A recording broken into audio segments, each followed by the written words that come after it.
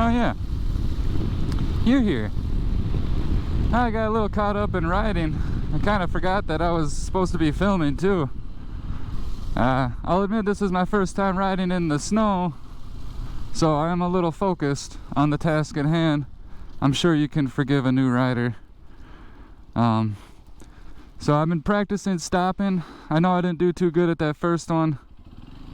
Oh, but taking off is a bit of a weak spot for me. And then it's all snowy, so I'm a little nervous, you know, but at the same time it's like I don't think I'm near close to pushing this bike to the limits by any means, you know what I mean? So it's like I don't have to worry. Oh, there goes my visor. Oh god, I couldn't see. Yeah, the snow is really building up on my windscreen, on my visor. It's not a problem. I'd been anticipating all the problems related to temperature. I had not been anticipating problems related to not being able to see out of my visor, but a few quick wipes usually gets me to where I gotta be. So I think I'm gonna keep exploring here. And yeah, just, you know, kind of shove the snow off, ain't no big thing. Man, these are the back roads of North Branch, well, some of them at least. The industrial park is to the right here. Oh, look at that windshield doing some work. So right now it's really warm. It's probably about 34 degrees. So this snow is hitting the ground, it's melting. It's a fairly safe time to be out here as far as snow goes, because the risk of it all freezing beneath me is very low. But the risk I currently run into is that this slush rapidly builds up under tires, even on a car.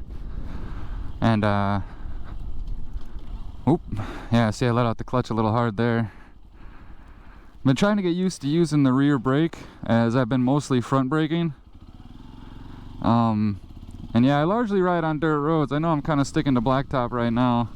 This is sort of like my way to the dirt roads, and I'm not 100% sure I'm gonna go there. As it is, it isn't great out. Here comes some dirt road, and it looks like a mess. Yeah, it's usually not this bad, but that's all right. That's why I ride out here. I want to get used to this kind of, whoa, a little bit of crosswind. I want to get used to this kind of thing. And this is what I got the bike for. I know some people want to take it, and they're trying to put big bore kits on, and I think that's sweet. Like, I love that idea of souping up this thing. I think that's a cool idea, and I definitely could see myself doing that in the future. But currently I just want to, I bought this because I wanted something that was just dead reliable, and I could come out and start her up every time, which now that I know how to start it, I can pretty much do it. At first though, there was the first few times where I was a little concerned, and I actually did have to look up some videos on how to start a motorcycle, which I thought was awkward, because I got tools at work that I pull start, and I'm very familiar with, you know, the concept of what I was doing, so I was pretty surprised I couldn't get it right away. But it seems like this bike just kind of starts weird. A lot of birds. Hi, birds. Good to see you. Sorry to interrupt.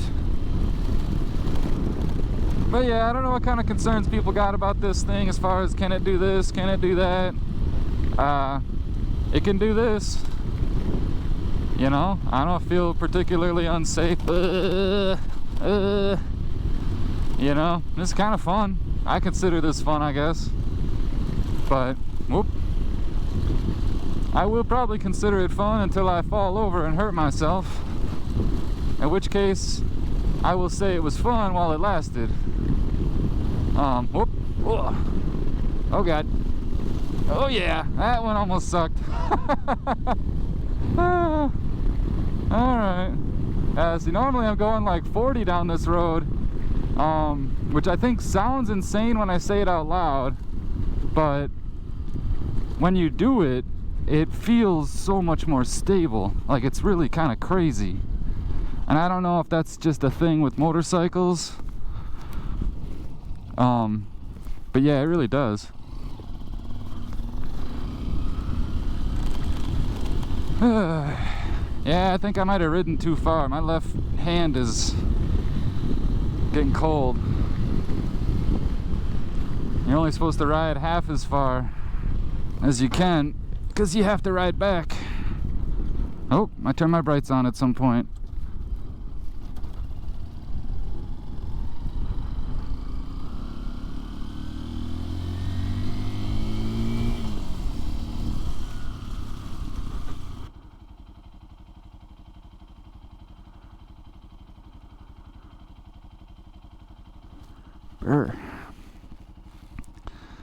Alright, well, I think the best thing to do is to get back.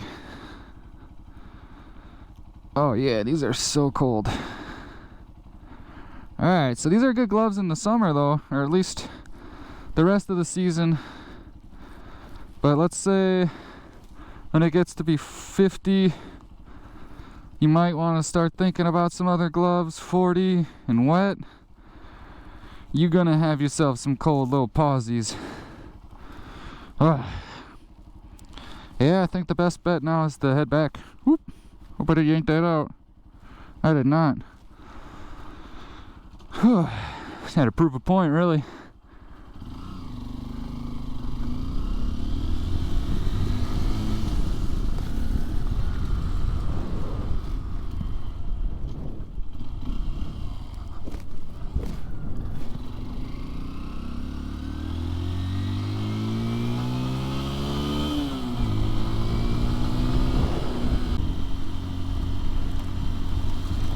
Yeah, I find the most useful thing for me,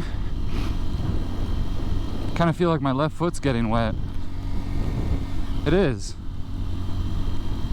That's not good. The most useful thing for me on a dirt road is to look really far out there. Because the more I start to look like what's happening with my front tire, the more I start to like think, oh boy, you know, and I start to look real near to me and on the, like, you know, the shoulder, and start looking over, and I start drifting that way, and it becomes a problem pretty quickly.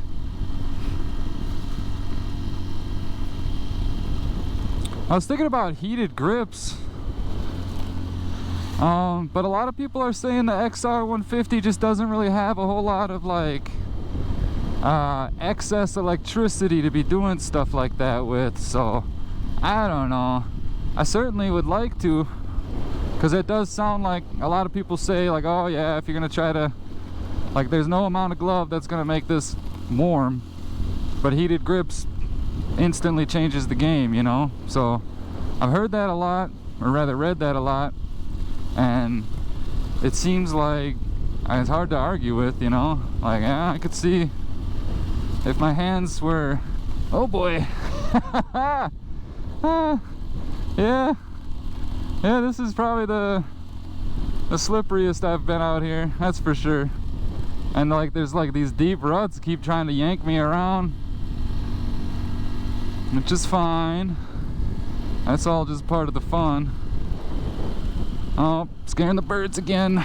Damn, this left hand of mine.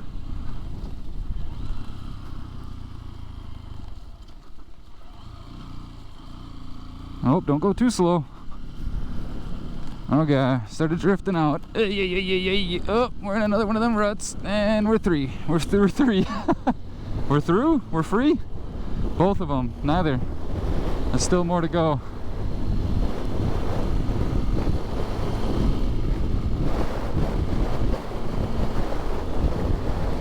And yeah, I don't know how to, like...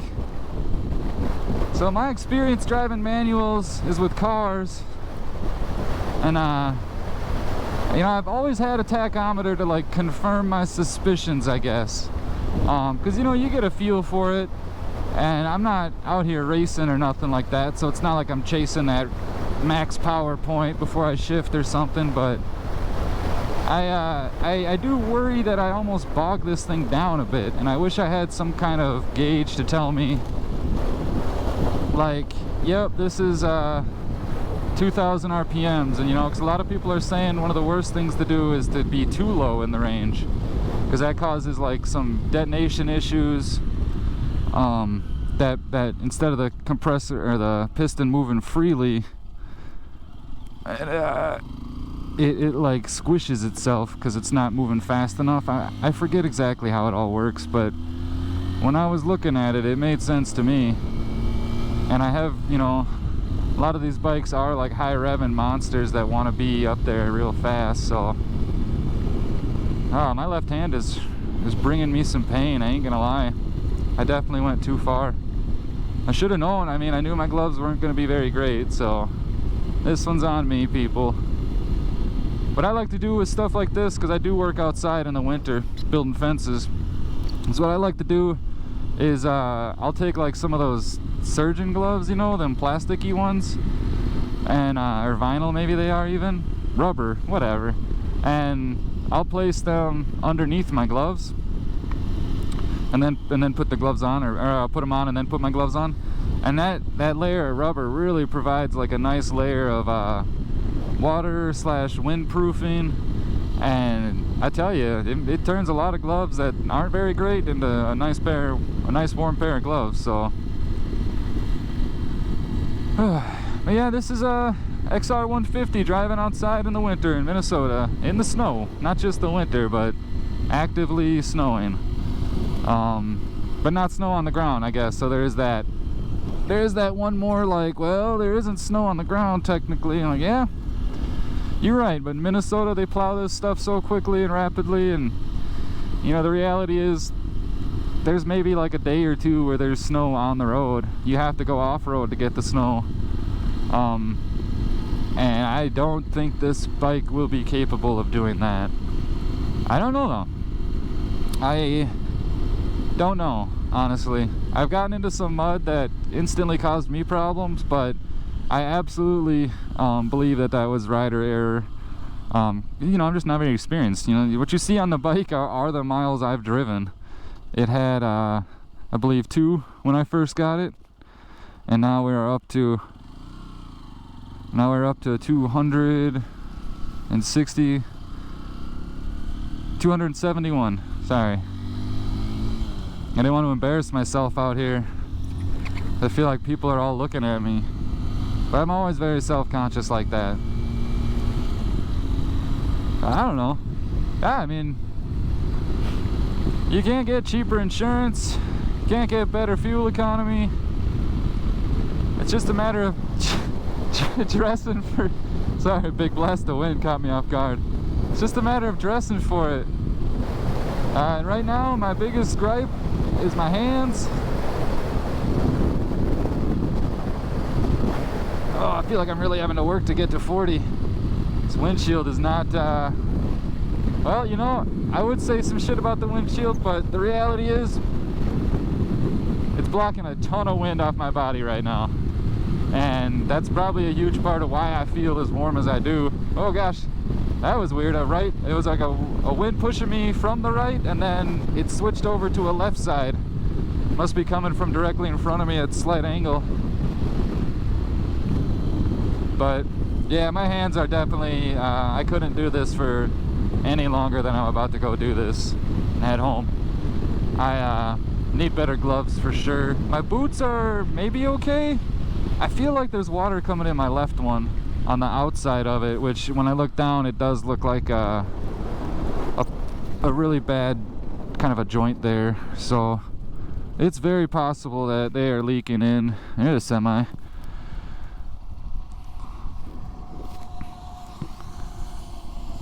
Alright, left turn signal. I'm gonna trust them. Normally wouldn't. But yeah, I mean, I don't know. Maybe because it's got like the off-road tires, or like I think they're 80/20 or something like that. So like it's a road tire, but it has a little bit of off-road orientation built into it. That I feel fairly confident that this bike is gonna kind of be like this all winter. Fairly safe. You know, I'm a slow turner. I'm just a slow driver. I'm not here pushing the limits of nothing. guy put his blinker on for a curve. I always think it's funny when people do that, but I don't make fun of them for it, because to me that just says they're an active blinker user, and I respect that. Oh yeah, we're gonna downshift into curve, people. This looks slippery.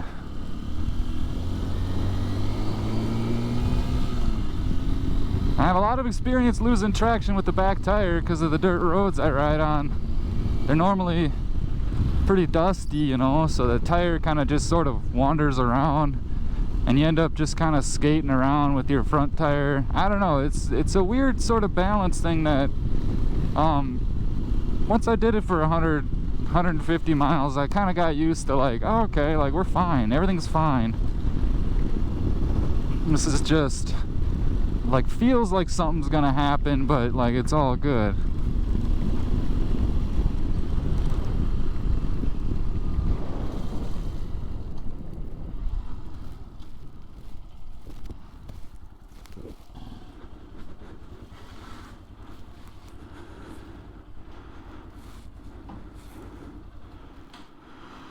Whew. An experience that was.